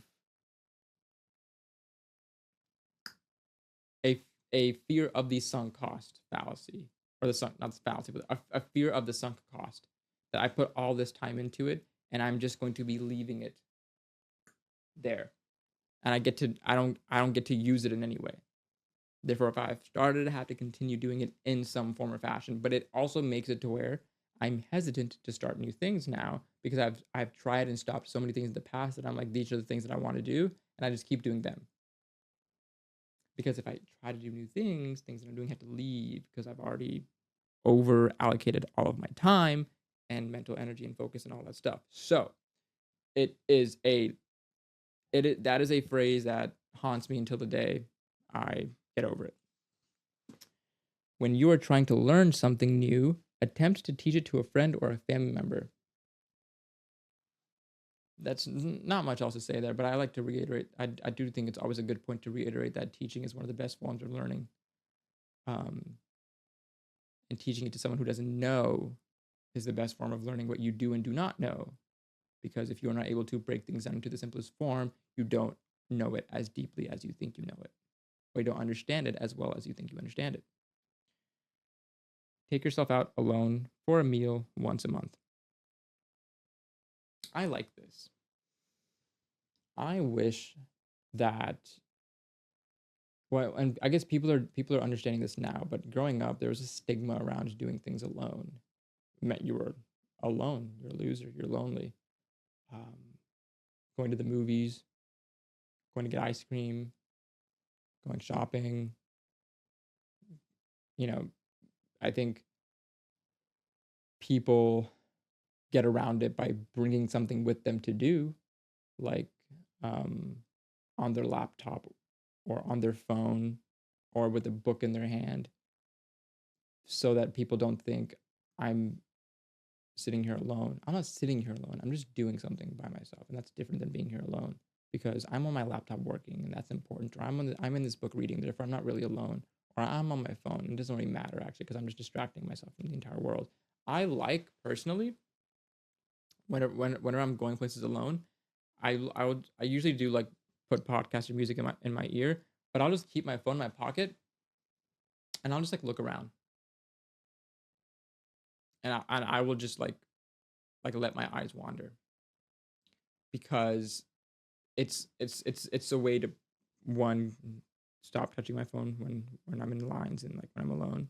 Two, it's there to help reinforce the fact that like you're having fun, you're enjoying it, like experience the world. Don't crawl into your personal space. Let yourself be open here. Let yourself experience what's around you. Oh, look at that person over there pushing that shopping cart. Oh, look at that toy over there on that shelf. Look at this food over here that you don't need, but now you notice what it is.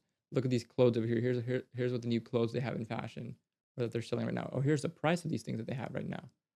Um, when you're in line and people are ordering, like, oh, cool, they're ordering that. Oh, that looks good. I wonder what that's like. Um, there's a lot of times when I look at people and think, I wonder what they're thinking. I wonder how it would be like strike up a conversation with them. I would never do that because I'm not Trevor Noah or Simon Sinek. But I think about starting up conversations with strangers. I would not do that because I'm a little bitch. But I think about that. And I think that's the first step.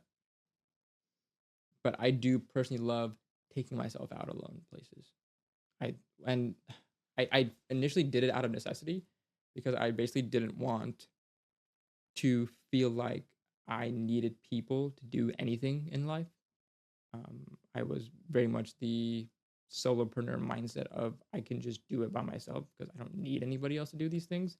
And I specifically picked things that I didn't need anybody else to do, you know? And I didn't really do things that needed people. So I just got used to being alone. Um, right now, I'm trying to learn and relearn the value of doing things with people, um, and doing a little bit of less things alone. Still do things alone, but just a little bit less, and or at least inviting people to do things with me. Stop trying to remember everything and write everything down, bro. The way when my friends and I, like this year, when we were talking, we were like, hey, do you want to meet up, or hey, do you want to call? And I was like, yeah, let's do it this day, this time. And they're like, cool, putting it on the calendar. I was like, same. And I sent them a screenshot of my calendar.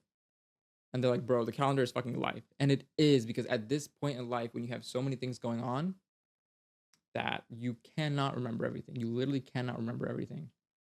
Um, because there's just way too many things to keep track of. You will, like, something will fall short.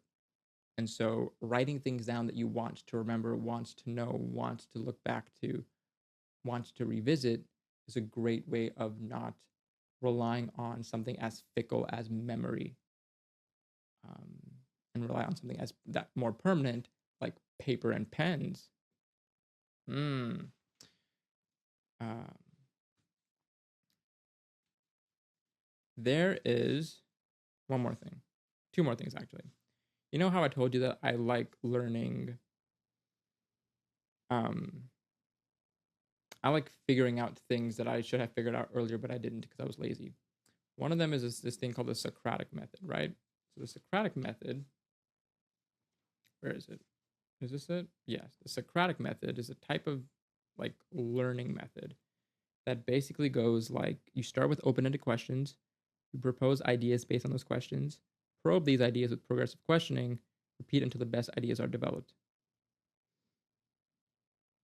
And he goes on to say this is not something that should be used on low cost, easily reversible decisions, but when you encounter a high stakes decision with the potential for asymmetric rewards in your business, career, or life, it's worth engaging in the exercise. Basically, it's taking like a big, like, holistic view on the situation. Ask as many questions as possible. What are the answers to those questions? What are the questions to those answers? Zoom out of the situation. Like, what's the big picture? Zoom into the equation. What are the details? Like, really engaging with the problem here. That's the Socratic method, and I appreciate a lot of the stuff that I've learned in this book so far.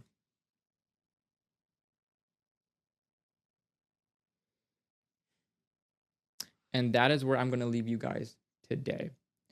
Um, I still have to read up in the book about the financial wealth, physical wealth, and time wealth, and I will share that with you guys next time. But this was part one of going through. But this was part one of the 5 types of wealth.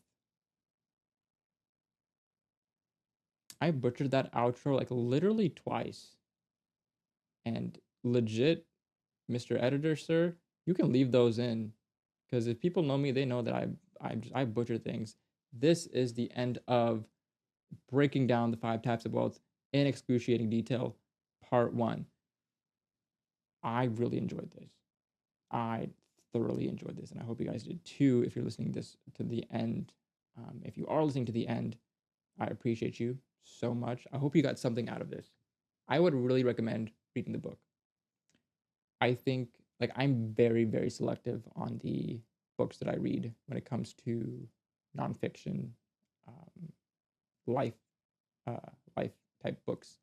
I'm very selective. And so the reason why I liked this one is the exact reason why I said I didn't like a lot of books at the beginning.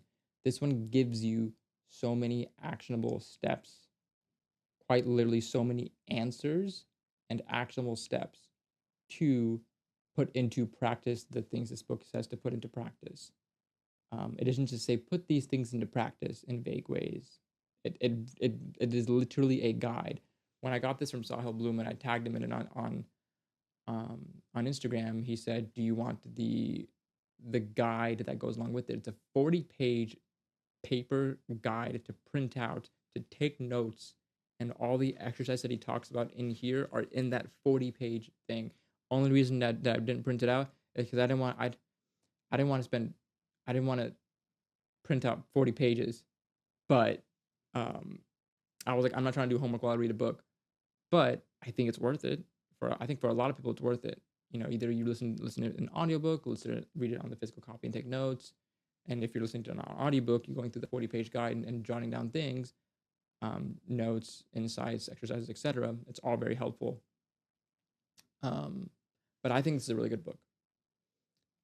I think this is one that I will definitely revisit over time, just certain sections of it, or go back to the things that I flagged and reread those sections.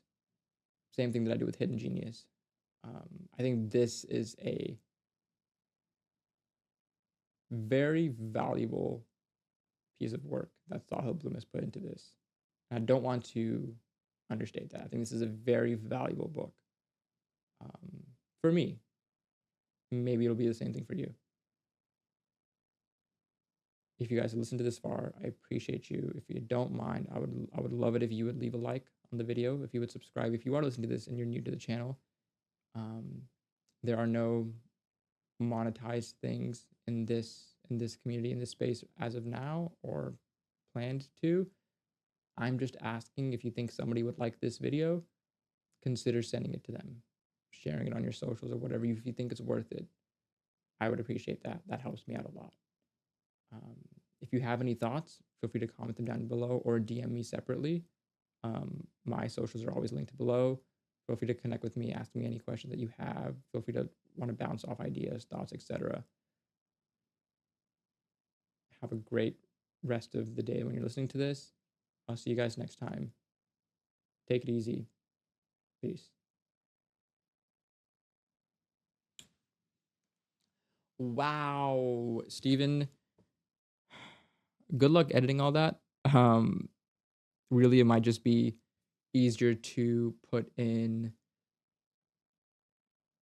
like for the chapters, instead of using every single separate section as like its own chapter marker, I would probably start with obviously like the big sections, like the big actual chapters that I'm talking about, and then we can go into subsections from there. If it looked like, oh, I talked on a topic for like 5 to 8 minutes, that's probably a good thing to like section off. But if I hit multiple different points within like a 3 to 5 minute time frame, maybe the chapter header would be like a summary of like this, and this.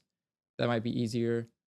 Um, I think videos like this are really easy to clip out, which this one might produce a ton more clips given it's 2 hours long and it's so focused on different concepts. I think it'd be easy to clip out and really, honestly, really easy to post as well. But let me know when you do edit this. Let me know if there's anything that you saw that needs to work on, whether it's audio, video, posture, moving around, etc. Um, Please don't forget the fade in and fade out at the beginning. And I'm pretty sure that before I send this to you, this is how the raw file is gonna look for my camera. So I'm gonna probably color grade it and then I'll send it to you. So I can just color grade it with the LUTs that I have on DaVinci, and then I'll send it to you. Um, for the most part, I don't think there's anything that requires cuts in this one. I like the pauses that I put in there, especially the pauses when I take a breath and release. I think that's important for me, and it's also important for somebody who's listening. Um, but you know, there are times when I started over things or reset things or restarted things where if you think it's cool to leave in there for like a funny moment, whatever it is, that's fine. If you think like the flow might actually be better if we do a cut and do a zoom in or a zoom out to change the perspective, um, I wouldn't mind that either. I think if we cut it, but we change like the zoom in, zoom out to make it seem like there's a drastic change. It's not just like a cut that's like skipping certain like dialogue. That might make it a better like viewing and listening experience as well. But let me know what you think when you watch this. I really really appreciate your help, and I will talk to you later off the call. Peace.